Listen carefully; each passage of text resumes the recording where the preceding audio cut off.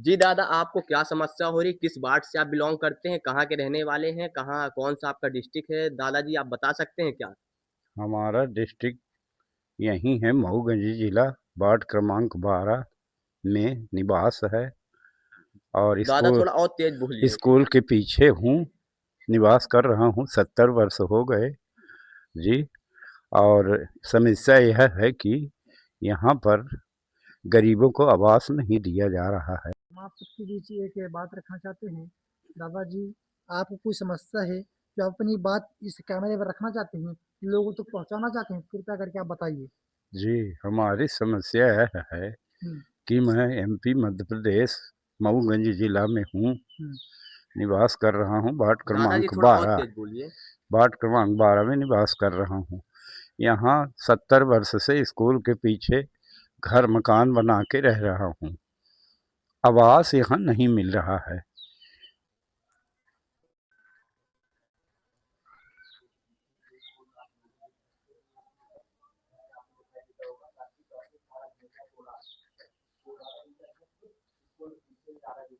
जो बोले हैं मेरा आवास अभी तक का नहीं मिल पाया है। तो दादाजी की मैं दादाजी का घर दिखाता हूँ। दादाजी का घर कैसा है, इस वीडियो को लास्ट तक बने रहिएगा, फुल बात करते रहिएगा।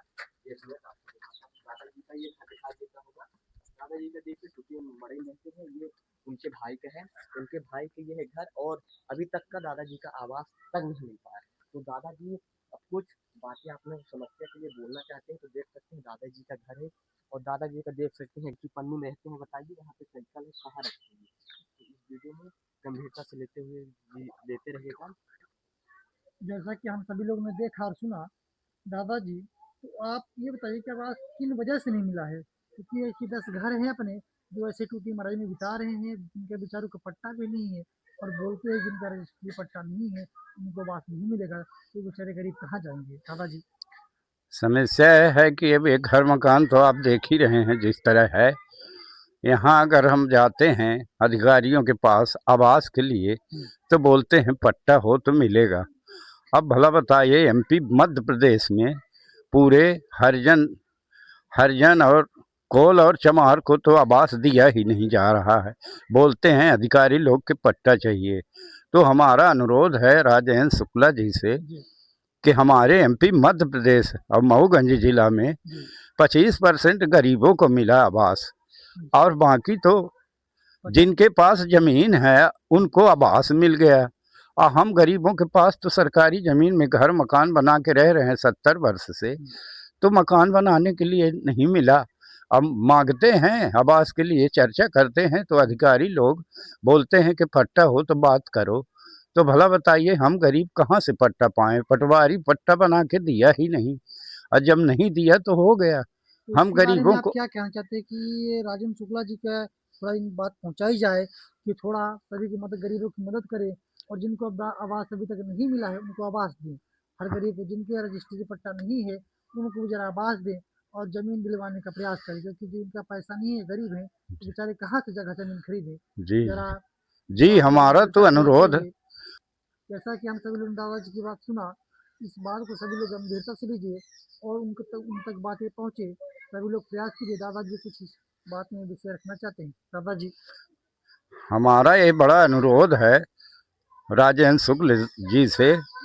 बारंबार अनुरोध यही है कि हमारे एमपी मध्य प्रदेश में मऊगंज जिला में आवास दिलाने की महान कृपा की जाए। जी, और हम गरीबों की वोट, क्यों ऐसा हो रहा है, सेंध लगाई जा रही है हम गरीबों की वोट में। जी, अब यही कारण है कि हमको आवास नहीं दिया जा रहा है, तो हम गरीब किधर जाएंगे? जी, जी, हम यही शुक्ला साहब जी से पूछना चाहता हूँ, पंडित जी से, जी, कि हम गरीबों को क्यों लतेड़ रहे हैं, कि हम गरीब पीछे जा रहे हैं।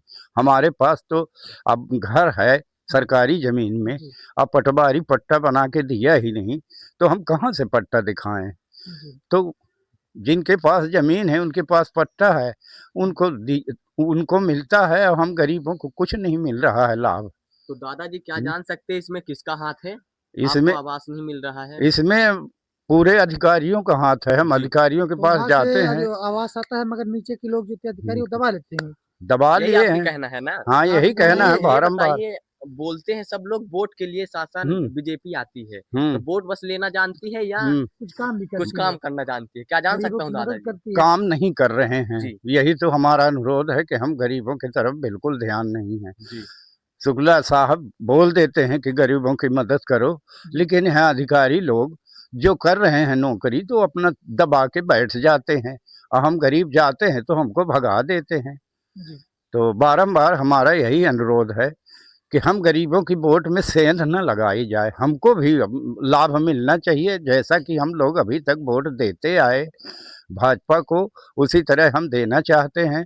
पर हमारी गरीब की मदद क्यों नहीं हो रही है?